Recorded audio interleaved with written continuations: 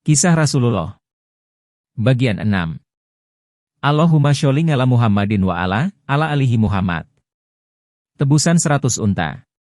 Dengan membacakan hati, Abdul Muthalib menuntun Abdullah menuju sebuah tempat di dekat sumur Zam-Zam yang terletak di antara dua berhala Isaf dan Naila.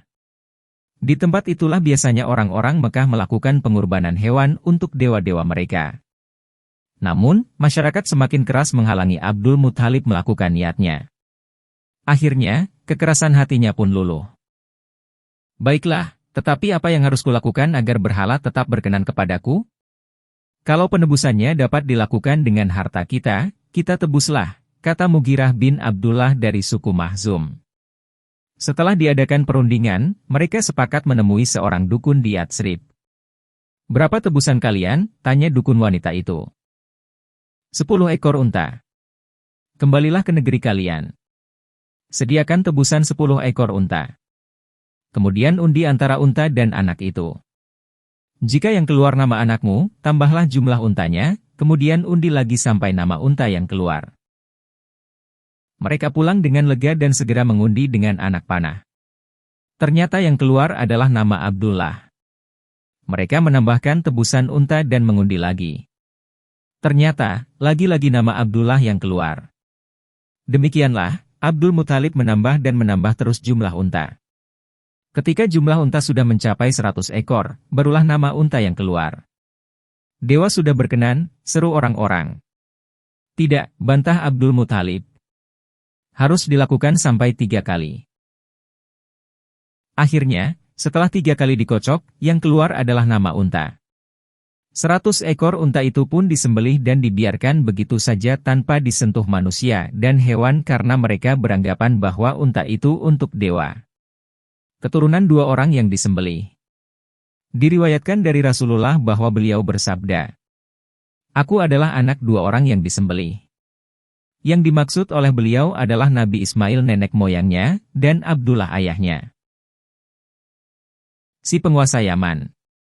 Saat Abdul Muthalib memimpin Mekah, ada sebuah peristiwa dahsyat.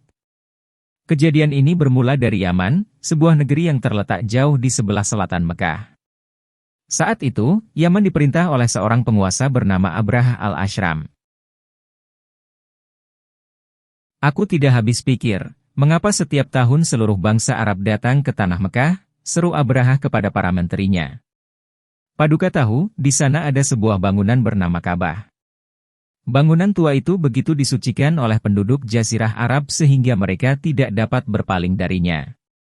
Kesanalah mereka pergi beribadah menyembah para dewa sepanjang tahun, jawab salah seorang menteri.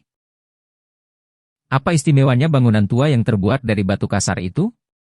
Aku ingin negeri kita, Yaman, mempunyai sebuah rumah suci yang akan membuat bangunan tua di Mekah itu menjadi tidak berarti lagi dan dilupakan orang. Namun, apa mungkin kita bisa membuat rumah suci baru yang bisa menandingi Ka'bah? Mengapa tidak? Buat sebuah gereja yang sangat indah. Hiasi dengan perlengkapan paling mewah yang kita miliki. Gerbang emas, jendela perak, lantai pualam yang berkilau. Semuanya. Kerahkan seluruh ahli bangunan. Aku ingin gereja itu selesai dalam waktu singkat. Tidak lama kemudian, berdirilah sebuah gereja seindah yang diinginkan Abrahah. Sang penguasa Yaman itu mengunjunginya dengan rasa puas. Lihat, tidak lama lagi, seluruh orang Arab akan datang ke sini, kata Abrahah kepada bawahannya. Bahkan orang-orang Mekah akan melupakan rumah tua mereka begitu melihat bangunan seindah ini. Bendungan Arid. Penduduk asli Yaman adalah kaum Saba. Sebelum datangnya Islam, negeri Yaman telah terkenal dengan kemajuan teknologi bangunannya. Salah satu bangunan yang amat terkenal adalah bendungan raksasa Arid. Ketika bangunan ini jebol, banjir besar melanda daerah sekitarnya sehingga para penduduk terpaksa pindah ke negeri lain.